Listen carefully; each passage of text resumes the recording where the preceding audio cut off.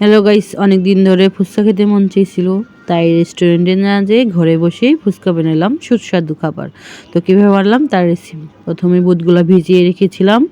এই যে আমার বুট ভিজানো হয়ে গেছে, এখন আমি সিদ্ধ বসাবো। তো একটা ডেক বসিয়ে দিয়েছি, তারপরে বুটগুলো ঢেলে দিলাম, দিয়ে সামান্য পরিমাণে লবণ দিব। লবণ দিয়ে একটু নাড়াচাড়া দিয়ে ঢেকে দিব সিদ্ধ হওয়ার জন্য। আমি বাকি রেসিপি তৈরি করছি। এই যে আলু সিদ্ধ হয়ে গেছে, আলুগুলো আমি করে নিচ্ছি।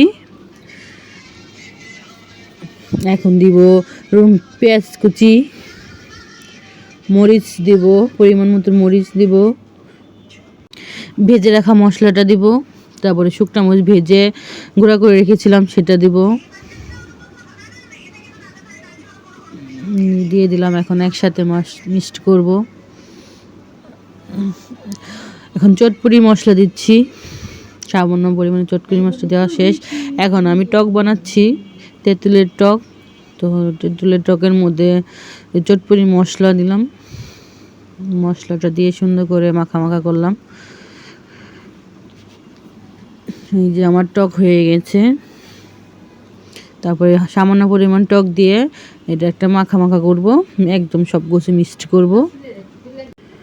এই যে আমার মাখানো হয়ে গেছে, সবগুলো একসাথে মিক্সড করা হয়েছে। এখন আমি যে বুটগুলো সিদ্ধ করে রেখেছিলাম সেই বুটগুলো দিব। এই যে আমার সিদ্ধ বুট হয়ে গেছে, এখন আমি সিদ্ধ বুটটা এখানে দিব পরিমাণ মতন করে, দিয়ে আবার মাখবো। এখন আমি আবার ফুচকা নিয়ে আসছি, ফুচকার এই যে এরকম করে কানা করে ফুচকার ভিতরে দিব ভোর। এই যে ফুচকার ভিতরে একা হাতে কাজ করছি, তো তাই একটু অন্যরকম হয়েছে, কেউ কিছু মনে করবেন না। তো সবাই ঘরে বসে ফুচকা বানিয়ে খাবেন, দেখবেন অনেক ভালো লাগবে। এই যে আমার তৈরি হয়ে গেছে ফুচকা, দেখছেন কত সুন্দর একটা কালার আসছে, দেখে তো আমার খুবই ভালো লাগছে, খেতে খুবই